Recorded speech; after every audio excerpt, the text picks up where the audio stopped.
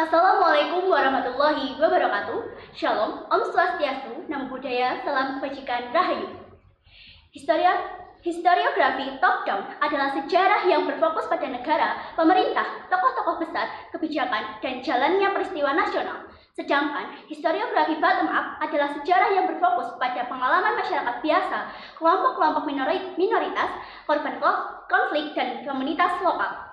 Saya di sini sebagai tim kontra menolak mosi bahwa dalam negara pasca konflik, misalnya pasca perang saudara, pergantian rezim atau kolonialisme, Dewan ini percaya bahwa buku teks sejarah seharusnya berfokus pada pengajaran historiografi bottom up dibandingkan historiografi top down.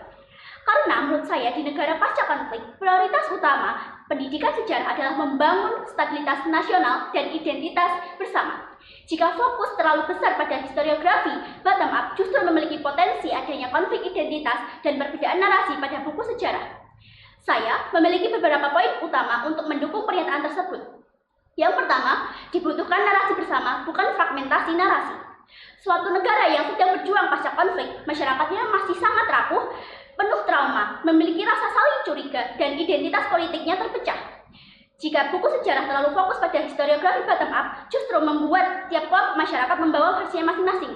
Contohnya pada pembuatan Candi Prambanan. Masyarakat pada daerah tersebut percaya bahwa Candi Prambanan dibuat adanya kisah Roro Jonggrang dan juga Bandung Bondowoso. Padahal pada faktanya Candi Prambanan dibangun pada proses yang sangat panjang dan lama, bukan hanya satu malam. Hal ini dapat berakibat pada siswa yang mempelajari buku sejarah tumbuh dengan identitas kelompok yang lebih kuat dan konflik lama terus diwariskan.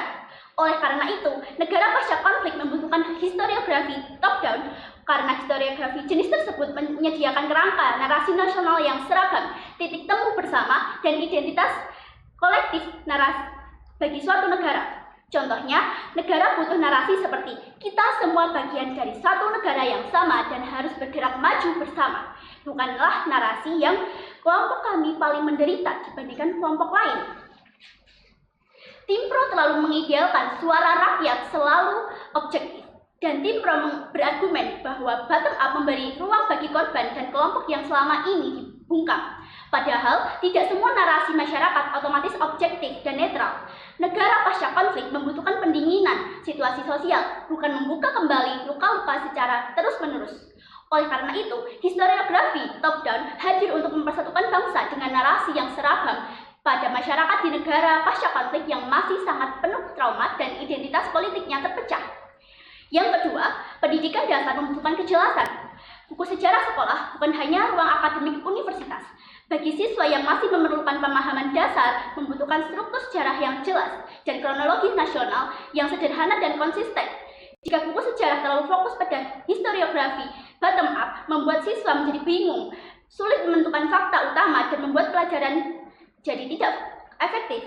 Pendapat Tim Pro terlalu akademis dan tidak realistis terhadap sistem pendidikan. Oleh karena itu, historiografi top-down lebih cocok sebagai fondasi utama bagi buku sejarah. Yang ketiga, legitimasi institusi. Negara pasca konflik berada di kondisi yang masih sangat rapuh. Jika suatu negara mengurangi fokus pada historiografi top-down, hal ini akan terjadi.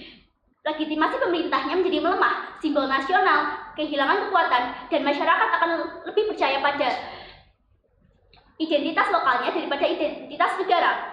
Tim Pro mengatakan bahwa bottom up lebih demokratis, padahal pada faktanya bottom up justru lebih mudah dipolitisi pada kelompok tertentu. Kelompok tertentu dapat memanfaatkan narasi bahwa ialah sebagai korban dan sejarah kelompok tersebut dapat dibesar-besarkan dengan penderitaan kelompok lain dapat dihapus. Alih-alih rekonsiliasi, pendidikan sejarah justru menjadi alat untuk membuat konflik baru. Dengan begitu, historiografi top-down dapat membuat hal tersebut tidak terjadi karena historiografi top-down menghadirkan versi nasional dari sejarah suatu negara yang membuat legitimasi pemerintah meningkat dan masyarakat lebih percaya pada identitas nasional.